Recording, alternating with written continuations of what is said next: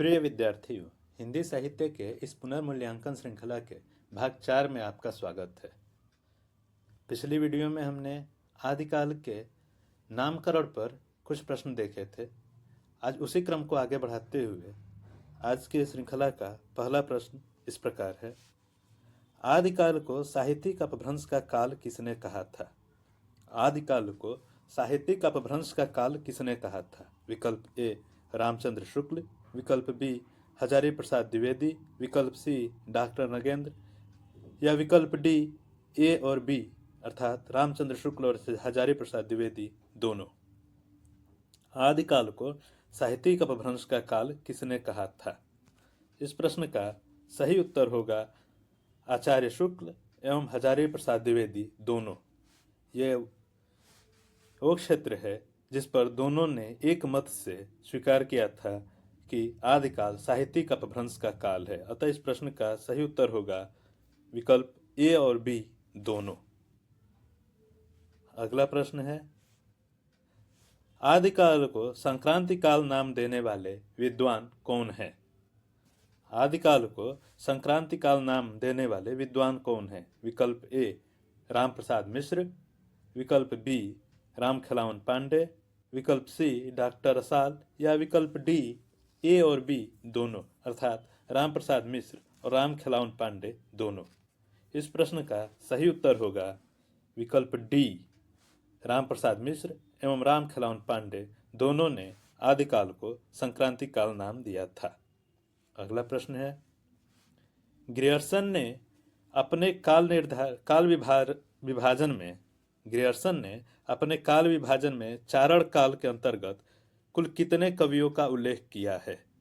Grierson ने अपने काल विभाजन में चारण काल के अंतर्गत कुल कितने कवियों का उल्लेख किया है? विकल्प ए 7, विकल्प बी 9, विकल्प सी 11 या विकल्प डी 12। ग्रियर्सन ने चारण काल के अंतर्गत 9 कवियों को रखा था। पुष्य कवि, खुमान सिंह, केदार कवि, कुमारपाल, अनन्यदास, चंद्र कवि या चंद्रबरदाई, जगनिक, सारंगधर और जोधराज। ध्यान देने वाली बात है कि ग्रियर्सन ने विद्यापति को अपने चारण कवियों में शामिल नहीं किया था। अतः इस प्रश्न का सही उत्तर होगा विकल्प बी 9। ग्रियर्सन ने चारण काल के अंतर्गत कुल 9 कवियों का उल्लेख किया है। अगला प्रश्न है, आदिकाल की समय सीमा 643 ईस्वी से शुरू होनी चाहिए, यह किसका मत है? आदिकाल की सीमा 643 ईस्वी से शुरू होनी चाहिए, यह मत किसका है? विकल्प ए ग्रियर्सन, बी रामचंद्र शुक्ल, सी मिश्रबंध या डी डॉक्टर नगेंद्र। इस प्रश्न का सही उत्तर होगा विकल्प ए ग्रियर्सन। अगला प्रश्न, डॉक्टर बच्चन सिंह ने विद्यापति को किस काल में रखने का सुझाव दिया है? डॉक्टर बच्चन सिंह ने विद्यापति को किस काल में रखने का सुझाव दिया है? विकल्प ए आदिकाल, विकल्प बी अपभ्रंश काल, विकल्प सी जातीय काल या विकल्प डी मध्यकाल। ध्यान देने वाली बात है, जातीय काल बच्चन सिंह का ही कंसेप्ट है, बच्चन सिंह ने ही जातीय काल कहा था। अतः इस प्रश्न का सही उत्तर होगा विकल्प सी जातीय काल। अगला प्रश्न है, उत्तर अपभ्रंश काल को पुरानी हिंदी कहने का साहस सर्वप्रथम किसने किया? उत्तर अपभ्रंश को पुरानी हिंदी कहने का साहस सर्वप्रथम किसने किया?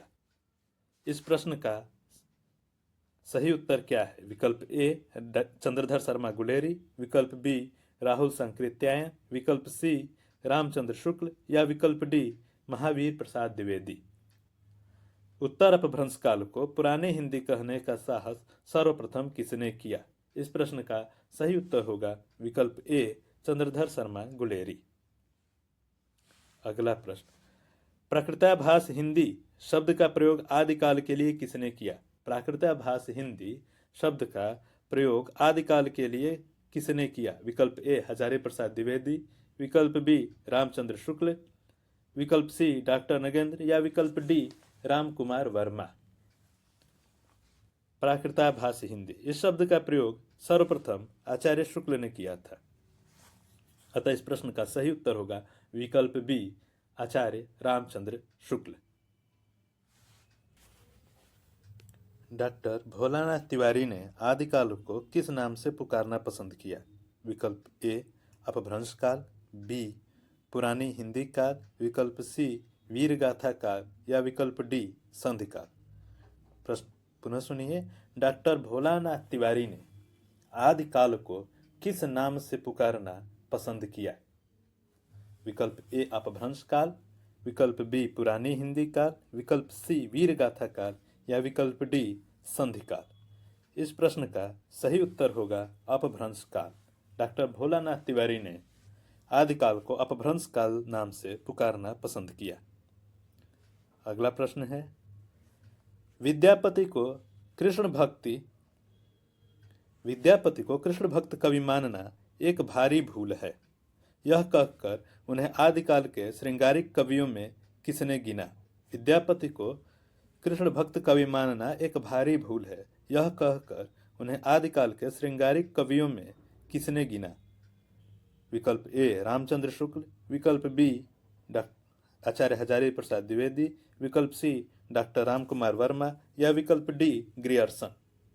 विद्यापति को कृष्ण भक्त कवि मानना एक भारी भूल है, यह कथन किसका था? रामचंद्र शुक्ल, हजारी प्रसाद द्विवेदी, रामकुमार वर्मा या ग्रियर्सन। इस प्रश्न का सही उत्तर होगा विकल्प ए रामचंद्र शुक्ल। अगला प्रश्न है, वीर प्रशस्त युग नाम किसने दिया? आदिकाल को वीर प्रशस्त युग नाम किसने दिया? डॉक्टर विजेंद्र स्नातक, डॉक्टर नगेंद्र, डॉक्टर हजारी प्रसाद द्विवेदी या डॉक्टर बच्चन सिंह। यहाँ हजारी प्रसाद द्विवेदी आचार्य हजारी प्रसाद द्विवेदी हैं और बच्चन सिंह। वीर प्रशस्त युग का नाम किसने दिया? इस प्रश्न का सही उत्तर होगा डॉक्टर विजयेंद्र स्नातक। वीर प्रशस्त युग नाम डॉक्टर विजयेंद्र स्नातक का दिया हुआ है। अगला प्रश्न है, शुक्ल जी ने आदिकाल का समय संवत 1050 से कब तक माना है? विकल्प ए 1375 तक, बी 1350, सी 1400 और डी 1318। इस प्रश्न का सही उत्तर होगा विकल्प ए 1050 से 1375 तक। अगला प्रश्न है, हिंदी साहित्य का आधा इतिहास ग्रंथ में सुमन राजे ने आदिकाल को क्या कहा है? हिंदी साहित्य का आधा इतिहास, ये किसका लिखा हुआ है? सुमन राजे का। हिंदी साहित्य का आधा इतिहास ग्रंथ में सुमन राजे ने आदिकाल को क्या कहा है? आधार काल, महिला काल, संक्रांति काल या उदय काल। इस प्रश्न का सही उत्तर है विकल्प ए आधार काल। हिंदी साहित्य का आधा इतिहास में सुमन राजे ने आदिकाल को आधार काल कहा था। अगला प्रश्न, चारण काल नाम देने वाले प्रथम विद्वान कौन थे? ध्यान दीजिएगा, प्रथम विद्वान। चारण काल नाम देने वाले प्रथम विद्वान कौन थे? विकल्प ए रामकुमार वर्मा, बी ग्रियर्सन, सी मिश्रबंध या डी रामचंद्र शुक्ल। इस प्रश्न का सही उत्तर होगा जॉर्ज ग्रियर्सन। हालांकि रामकुमार वर्मा ने भी संधि एवं चारण काल कहा था, लेकिन प्रश्न है प्रथम विद्वान कौन थे, अतः इस प्रश्न का सही उत्तर होगा जॉर्ज ग्रियर्सन। अगला प्रश्न, आदिकाल को धार्मिक काल के रूप में किसने व्याख्यायित करने का प्रयास किया? आदिकाल को धार्मिक काल के रूप में किसने व्याख्यायित करने का प्रयास किया? उत्तर विकल्प A Hazari Prasad Dwivedi, B Ramchandra Shukla, C doctor Ramkumar Verma, D doctor Nagendra. इस प्रश्न का सही उत्तर होगा विकल्प ए हजारी प्रसाद द्विवेदी। आदिकाल को धार्मिक काल के रूप में व्याख्यायित करने का प्रयास था हजारी प्रसाद द्विवेदी का। अगला प्रश्न, संयम काल नाम किस विद्वान के द्वारा चर्चा में लाया गया? संयम काल नाम किस विद्वान के द्वारा चर्चा में लाया गया? डॉक्टर विजेंद्र स्नातक, डॉक्टर नगेंद्र, डॉक्टर बच्चन सिंह या डॉक्टर रसाल। संयम काल नाम किस विद्वान के द्वारा चर्चा में लाया गया? इस प्रश्न का सही उत्तर है डॉक्टर विजेंद्र स्नातक। विकल्प ए डॉक्टर विजेंद्र स्नातक। अगला प्रश्न, आदिकाल के नामकरण में रासो साहित्य को मुख्य आधार किसने बनाया? आदिकाल के नामकरण में रासो साहित्य को मुख्य आधार किसने बनाया? विकल्प ए रामचंद्र शुक्ल, विकल्प बी विश्वनाथ प्रसाद मिश्र, या विकल्प सी ए और बी अर्थात रामचंद्र शुक्ल और विश्वनाथ प्रसाद मिश्र दोनों, या विकल्प डी आचार्य हजारी प्रसाद द्विवेदी। आदिकाल के नामकरण में रासो साहित्य को मुख्य आधार किसने बनाया?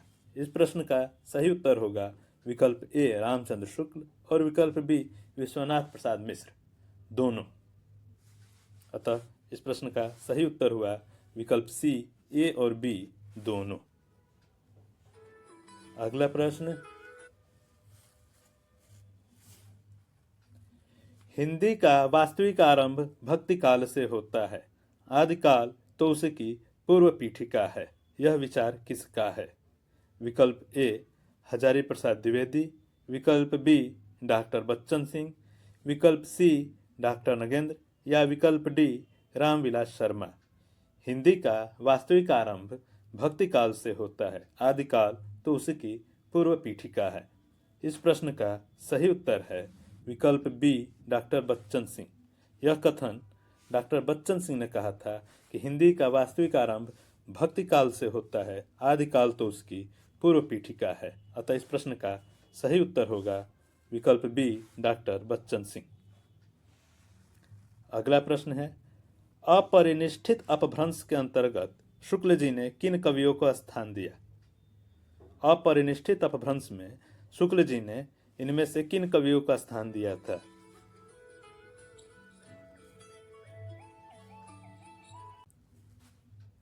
प्रश्न एक बार पुनः सुनिए। अपरिनिष्ठित अपभ्रंश के अंतर्गत शुक्ल जी ने किन कवियों को स्थान दिया था? विकल्प ए देवसेन, विकल्प बी पुष्पदंत, विकल्प सी सरहपा, या विकल्प डी उपरोक्त सभी। देवसेन, पुष्पदंत, सरहपा या सभी। अपरिनिष्ठित अपभ्रंश में शुक्ल जी ने सभी को स्थान दिया था, देवसेन, पुष्पदंत, सरहपा। अतः इस प्रश्न का सही उत्तर होगा विकल्प डी उपरोक्त सभी। अगला प्रश्न है, वीर गाथा काल नाम की सबसे बड़ी आपत्ति विसल देव रासो को लेकर क्या है? वीर गाथा काल नाम की सबसे बड़ी आपत्ति विसल देव रासो को लेकर क्या है? यह वीर रस का ग्रंथ नहीं, श्रृंगार का है, यह अपभ्रंश में है, यह बहुत बाद की रचना है, यह अप्रामाणिक है। वीर गाथा काल नाम की सबसे बड़ी आपत्ति विसल देव रासो को लेकर है, और वो आपत्ति क्या है? विकल्प ए यह वीर रस का ग्रंथ नहीं, श्रृंगार का है, विकल्प बी यह अपभ्रंश में है, विकल्प सी यह बहुत बाद की रचना है, या विकल्प डी यह अप्रामाणिक है। इस प्रश्न का सही उत्तर होगा कि विसल देव रासो वीर रस का नहीं, श्रृंगार का ग्रंथ है। अतः वीर गाथा काल का नाम प्रवृत्ति के आधार पर वीर गाथा क्यों है, यही आपत्ति लगी थी, और इस आपत्ति का मुख्य कारण यही था कि यह ग्रंथ वीर रस का न होकर श्रृंगार का था। अतः इस प्रश्न का सही उत्तर होगा विकल्प ए। अगला प्रश्न है, बीज वपन काल नाम महावीर प्रसाद द्विवेदी ने किस पत्रिका में सबसे पहले प्रस्तावित किया था? सबसे पहले प्रस्तावित किया था बीज वपन काल। इस प्रश्न का सही उत्तर क्या होगा? विकल्प ए सरस्वती, विकल्प बी इंदु, विकल्प सी हिंदी प्रदीप, या विकल्प डी माधुरी। बीज वपन काल नाम महावीर प्रसाद द्विवेदी ने किस पत्रिका में सबसे पहले प्रस्तावित किया था? इस प्रश्न का सही उत्तर होगा विकल्प ए सरस्वती। अगला प्रश्न है, आदिकाल को वीर गाथा युग कहने के पीछे शुक्ल जी का दूसरा तर्क क्या था? आदिकाल को वीर गाथा युग कहने के पीछे शुक्ल जी का दूसरा तर्क क्या था? आदिकाल को शुक्ल जी ने वीर गाथा काल भी कहा था, उसके पीछे उनका दूसरा तर्क क्या था? कवियों की जात, जनता की चित्तवृत्ति, राजाओं का आदेश, या विदेशी आक्रमण। इस प्रश्न का सही उत्तर होगा जनता की चित्तवृत्ति। अतः इस प्रश्न का सही उत्तर होगा विकल्प बी जनता की चित्तवृत्ति। अगला प्रश्न है, अभ्युत्थान काल नाम किसने दिया था? आदिकाल का नाम अभ्युत्थान काल नाम किसने दिया? डॉक्टर नगेंद्र, डॉक्टर रसाल, विनय मोहन शर्मा, या शंभुनाथ सिंह। इस प्रश्न का सही उत्तर होगा विनय मोहन शर्मा। अतः अभ्युत्थान काल नाम किसने दिया, इस प्रश्न का सही उत्तर होगा विकल्प सी, विनय मोहन शर्मा। अगला प्रश्न है, आदिकाल की फुटकल रचनाओं में शुक्ल जी ने किसे प्रथम स्थान दिया है? अमीर खुसरो, विद्यापति, ढोला मारू रादुहा या जय मयंक जस चंद्रिका। इस प्रश्न का सही उत्तर होगा अमीर खुसरो, विकल्प ए। आदिकाल की फुटकल रचनाओं में शुक्ल जी ने अमीर खुसरो को प्रथम स्थान दिया था। अगला प्रश्न है, सिद्ध सामंत काल में सामंत शब्द का अर्थ क्या है? योद्धा, राजा या जमींदार, दरबारी कवि या विदेशी आक्रांता। सिद्ध सामंत काल में सामंत शब्द का अर्थ क्या है? योद्धा, राजा या जमींदार, दरबारी कवि या विदेशी आक्रांता। इस प्रश्न का सही उत्तर होगा विकल्प बी, राजा एवं जमींदार अर्थात प्रेरक वर्ग। सिद्ध सामंत काल में सामंत शब्द का अर्थ है राजा या जमींदार अर्थात प्रेरक वर्ग। अगला प्रश्न और इस श्रृंखला का आज का अंतिम प्रश्न, आदिकाल नाम अंततः सर्वमान्य होने का सबसे बड़ा कारण क्या है? विकल्प ए, शुक्ल जी का समर्थन, विकल्प बी, किसी खास प्रवृत्ति के बजाय संपूर्ण काल का बोध कराता है और व्यापक है, विकल्प सी, हजारी प्रसाद द्विवेदी का व्यक्तित्व, या विकल्प डी, अन्य सभी नाम गलत थे। आदिकाल नाम अंततः सर्वमान्य होने का सबसे बड़ा कारण था कि यह किसी खास प्रवृत्ति के बजाय संपूर्ण काल का बोध कराता है और व्यापक है। अतः इस प्रश्न का सही उत्तर होगा विकल्प बी। इसी के साथ आज की प्रश्नावली को विराम देते हैं। इसी क्रम में शेष प्रश्नों के साथ जल्द ही उपस्थित होंगे। अपनी प्रतिक्रियाओं से अवश्य अवगत कराइए। साहित्य से संवाद बनाए रखिए। धन्यवाद।